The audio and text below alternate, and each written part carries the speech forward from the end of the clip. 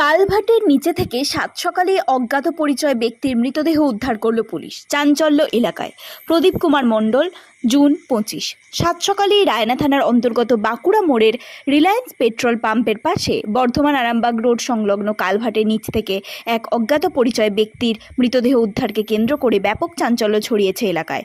স্থানীয় সূত্রে জানা গেছে, সকালে পথ চলতে কিছু মানুষ প্রথমে কালভার্টের নিচে দেহটি দেখতে পান। এরপরই খবর দেওয়া হয় রায়না থানার পুলিশকে। পুলিশ ঘটনাস্থলে পৌঁছে দেহটি উদ্ধার করে বর্ধমান মেডিকেল কলেজ ও হাসপাতালে ময়নাতদন্তের জন্য পাঠায়। পুলিশ জানিয়েছে, মৃত ব্যক্তির বয়স আনুমানিক 30 থেকে 32 বছরের মধ্যে। এখনো পর্যন্ত তার নাম ও পরিচয় জানা যায়নি। এলাকাবাসীদের একাংশ জানিয়েছেন, এমন ঘটনায় তারা স্তম্ভিত ও আতঙ্কিত। কিভাবে ওই ব্যক্তির মৃত্যু হয়েছে তা নিয়ে নানা জল্পনা শুরু হয়েছে। রায়না থানার পুলিশ ঘটনার পূর্ণাঙ্গ তদন্ত শুরু করেছে এবং মৃত ব্যক্তির পরিচয় শনাক্তের জন্য পূর্ব বর্ধমান জেলাসহ বিভিন্ন থানায় পাঠানো হয়েছে বিশেষ বিজ্ঞপ্তি।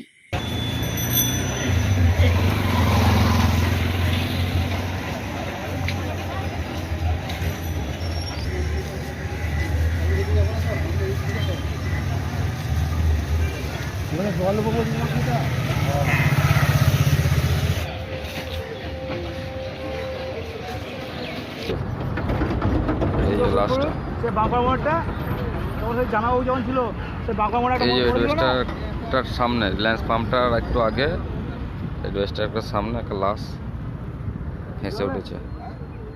স্যাররা আছে, ওরা এসে তুলে দিয়েছিল। স্যাররা আছে, পুলিশ ভ্যান আছে, এই যে মুড়ো কাটা। তো হাত দেবে না।